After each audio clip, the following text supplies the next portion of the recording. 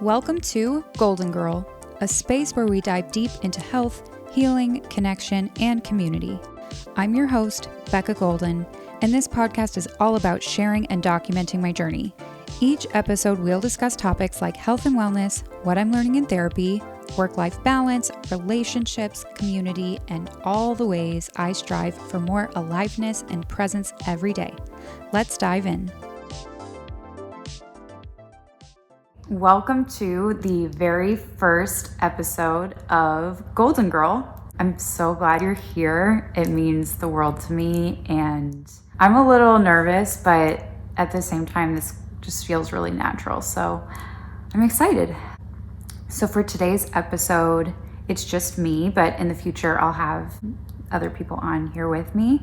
But I wanted to just first record to tell the story of why I'm doing a podcast in the first place.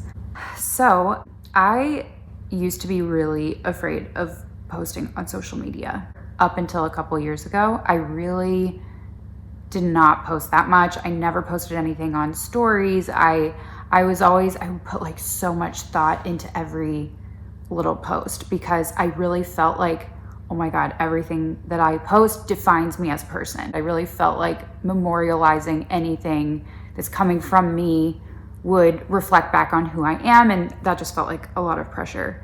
So I really never used to post. So then I had this friend a few years ago who really encouraged me to start posting some of my projects and hobbies on Instagram. So I made a bunch of Instagram accounts, and you guys probably already follow them. I have one for my knitting and one for my DIY furniture, and then one for my salads. I have a few others. Some of them are still secret, but I was so reluctant to start posting all this stuff because it just felt very invasive. I guess I just felt really protective over my life and what I was up to, and sharing that with people. It's very vulnerable to share what you're doing with the world. And so it really intimidated me. So I made all these different Instagram accounts reluctantly, and much to my surprise, it really helped me lean into these different aspects of my identity in ways that I just did not expect.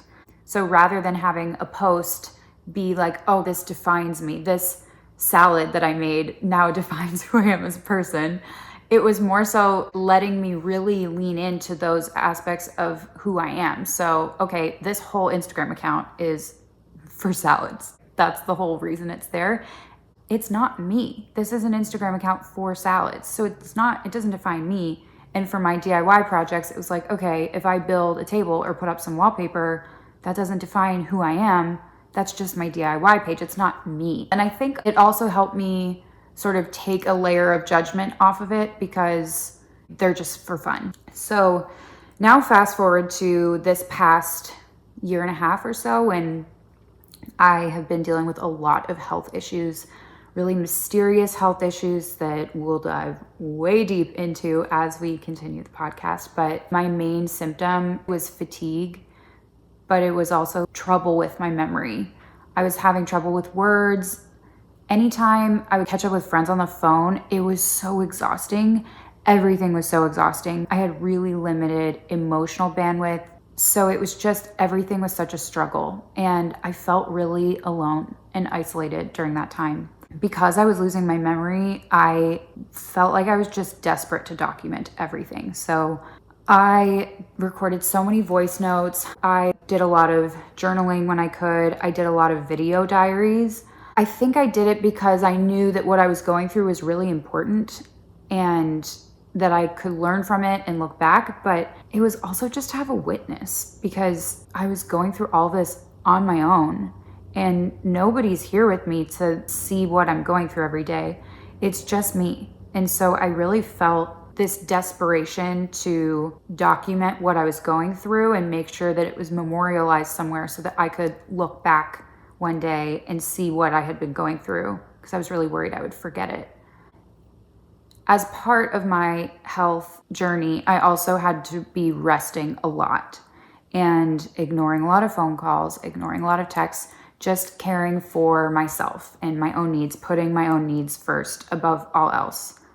And I felt really guilty for that I hated that I was losing touch with certain friends of mine. I hated that I wasn't showing up for people the same way. And I didn't even have the energy to explain why.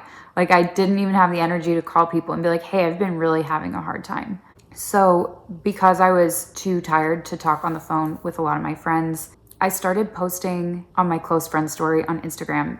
It's like a handful of people, and I just would post everything, unabridged, train of thought, the highs and the lows, a lot about my period. And the point wasn't to like cry for help. It was just to show everyone what's been going on and to share my story with my loved ones without having to repeat myself over and over. So in recording these close friends video messages, it was a lot like this. I would just talk to my phone.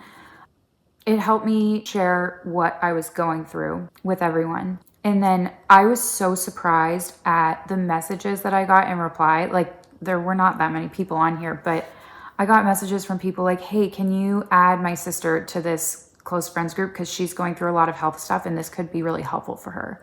Or people who would like text me and be like, hey, can you send me the name of that doctor that you're working with? Or, hey, what does it mean if my prolactin levels are high?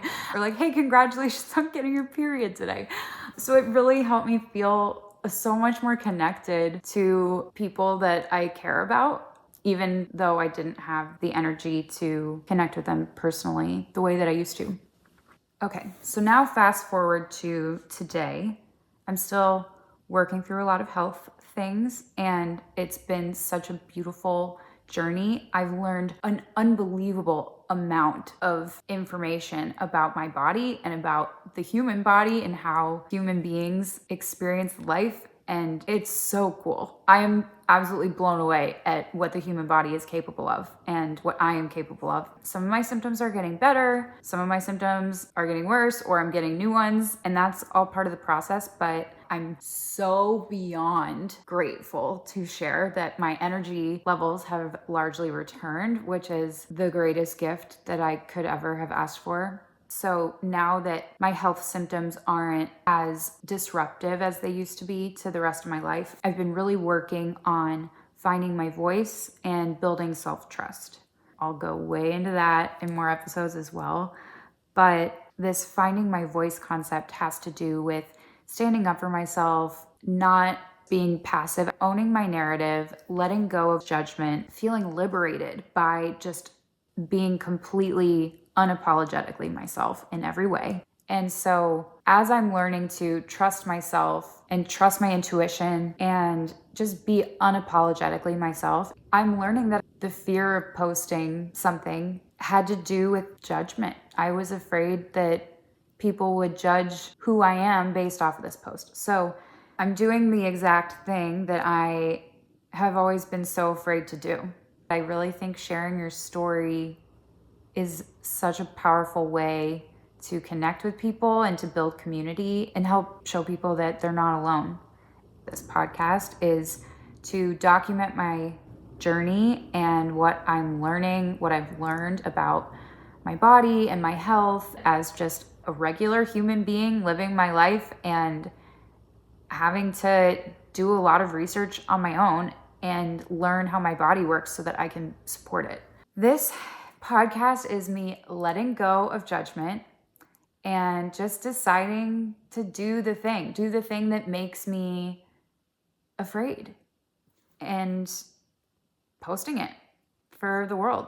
So thank you for listening, and I hope you continue to listen. It means so much to me that you're here.